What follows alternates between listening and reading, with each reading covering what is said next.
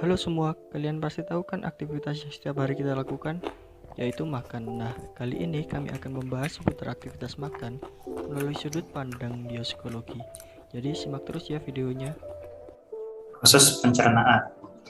Pada proses awal, makanan dikunyah atau dilunakan dengan gigi dan ludah yang berfungsi melumasi makanan dengan enzim yang ada di dalamnya. Dan proses ini merupakan proses awal dari pencernaan. Makanan akan dipecah dengan asam hidroklorid menjadi partikel kecil. Proses ini memindahkan makanan dari esophagus menuju perut yang fungsi utamanya adalah sebagai tempat reservoir atau tempat penyimpanan makanan. Asam hidroklorid tadi memecah molekul protein menjadi asam amino, lalu gula dipecah menjadi bentuk yang lebih sederhana. Hasil pecahan molekul tadi, asam amino dan gula sederhana, dibawa melewati dinding duodenum menuju ke aliran darah, kemudian dibawa menuju hati. Lalu lemak dipecah atau diemulsi oleh cairan yang ada di empedu. Emulsi lemak dibawa oleh saluran kecil di dinding duodenum menuju sistem limfatik. Nutrisi, air, dan elektrolit yang tersisa lalu diserap oleh dinding usus dan sisanya yang lain dibuang melalui anus. Perkenalkan, nama saya Naura Raika. Kali ini saya akan membahas tentang 3 fase metabolisme energi. Yang pertama ada fase sefalik. Jadi fase ini merupakan fase persiapan yang dimulai dengan penglihatan, aroma, atau ekspektasi terhadap makanan. Lalu yang kedua ada fase absorptif. Jadi pada fase ini, nutrisi dari makanan memenuhi kebutuhan energi tubuh dan kelebihan dari nutrisi tersebut akan disimpan. Pada 2 fase ini, level insulinnya akan tinggi dan glukagonnya rendah. Hal ini akan berdampak pada 2 faktor yang mendukung dan menghambat.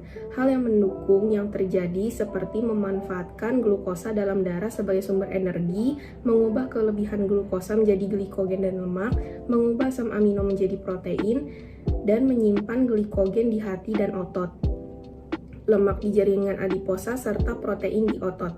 Hal yang menghambat yaitu konversi glikogen, lemak, dan protein menjadi bahan bakar yang langsung dapat dimanfaatkan seperti glukosa, asam lemak bebas, dan ketones.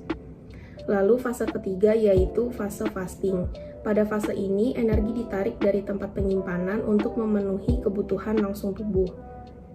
Pada fase ini level glukagon tinggi dan insulinnya rendah. Lalu fase ini akan mendukung pengubahan lemak menjadi asam lemak bebas dan pemanfaatan asam lemak bebas sebagai energi, serta pengubahan glikogen menjadi glukosa, asam lemak bebas menjadi ketones, dan protein menjadi glukosa.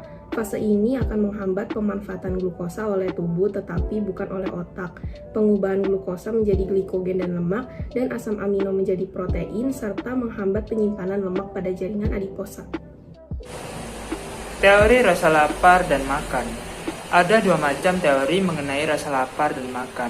Yang pertama, set point assumption, yang merupakan rasa lapar yang disebabkan karena kurangnya energi, sehingga kita memerlukan asupan makanan untuk menjaga tingkat energi yang ada di dalam tubuh. Makan juga dianggap sebagai keseimbangan kebutuhan untuk memperoleh energi dan akan berhenti apabila telah terpenuhi. Set point assumption sendiri dibagi menjadi 2, yaitu glucostatic theories dan lipostatic theories. Pembeda antara keduanya ada di faktor penentu rasa lapar. Jika pada glucostatic theories ditentukan oleh kadar glukosa yang ada pada tubuh, maka pada lipostatic theories ditentukan oleh besar simpanan lemak yang dipakai. Selanjutnya, yang kedua yaitu positive incentive perspective.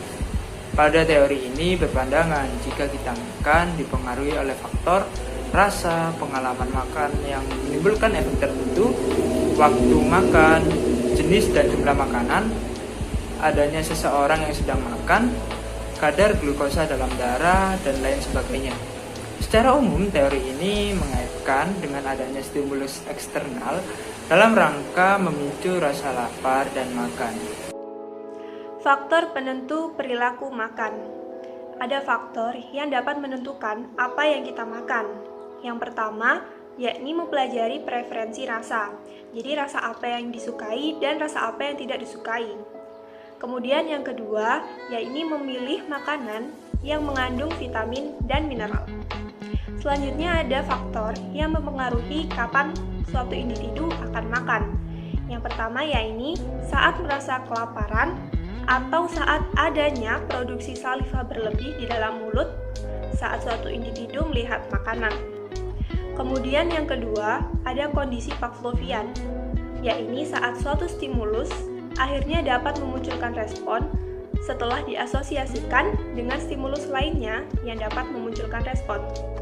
Sebagai contoh, saat kita membiasakan membunyikan bel sebagai penanda akan memberi makan kepada anjing kita, maka yang sebelumnya anjing ini mengeluarkan air liur saat melihat makanan, anjing tersebut akan mengeluarkan air liur saat mendengar bel dibunyikan sebagai penanda waktu makan. Baik, selanjutnya saya akan menjelaskan faktor-faktor yang mempengaruhi kenapa kita makan. Pertama adalah ada satiety signals, yaitu rasa kenyang. Jadi, kalau kita sudah merasa kenyang, kita tidak akan makan terlalu banyak karena sudah merasa cukup hal yang dimakan. Kedua, yaitu appetizer effect and satiety. Jadi, misalnya kita bisa melihat sebuah appetizer ataupun makanan yang terlihat menarik, maka akan bisa menjadi lebih lapar. Efeknya seperti itu. Yang ketiga adalah social influence. Jadi ketika Anda makan atau kita makan bersama orang, akan lebih banyak daripada kita makan sendirian. Jadi ada faktor-faktor yang dipengaruhi oleh eksternalitas ketika kita makan bersama dengan orang lain.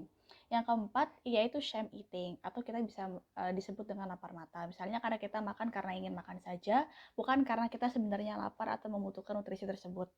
Yang kelima, yaitu serving size. Jadi ketika Anda diberikan makanan dengan jumlah banyak ataupun porsi yang besar, maka kita akan cenderung untuk makan lebih banyak juga. Namun, jika kita diberikan atau disajikan makanan dengan porsi yang lebih sedikit, maka kita juga akan makan jauh lebih sedikit. Terakhir adalah sensory specific satiety.